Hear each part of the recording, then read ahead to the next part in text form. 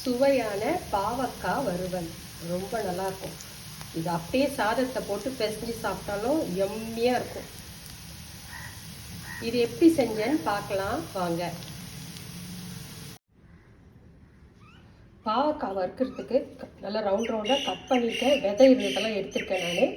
இதில் உப்பு, கொஞ்சமாக புளித்தண்ணி இதை தெளித்து நம்ம பெசரி நம்ம குக்கரில் விசில் விட்டுக்கலாம்.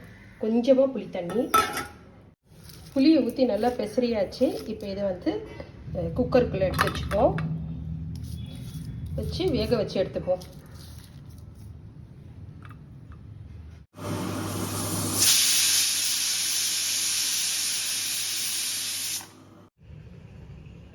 பாவக்காய் நல்லா வெந்துருச்சு. இதில் தண்ணி இருக்குதான்னு பார்ப்போம். இருந்தால் அதை இருத்தி எடுத்துருவோம்.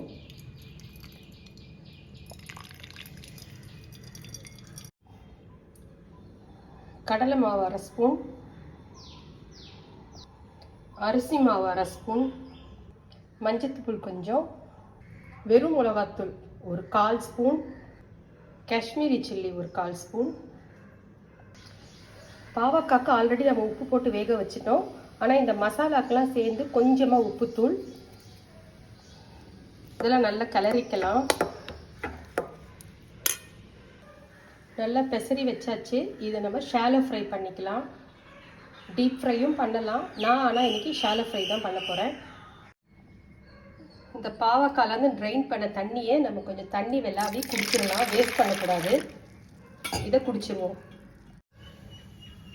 இரும்பு வாணலி வச்சுருக்கேன். இது ரோஸ்ட் பண்ணுறதுக்கு நல்லாயிருக்கும். அடிப்பிடிக்காமல் வரும் கனமாக இருக்கிறதுனால. ஸோ இரும்பு கடாயில் நல்லா 2 டேபிள் ஸ்பூன் எண்ணெய் ஊற்றிருக்கேன். இப்போ நம்ம இந்த பெரட்டினதை எடுத்து அதை வச்சிடலாம்.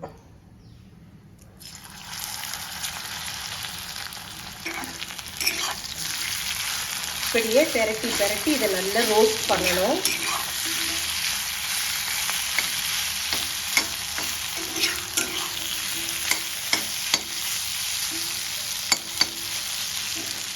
டைம் எடுக்கும். இதை பொறுமையாக செய்யணும்.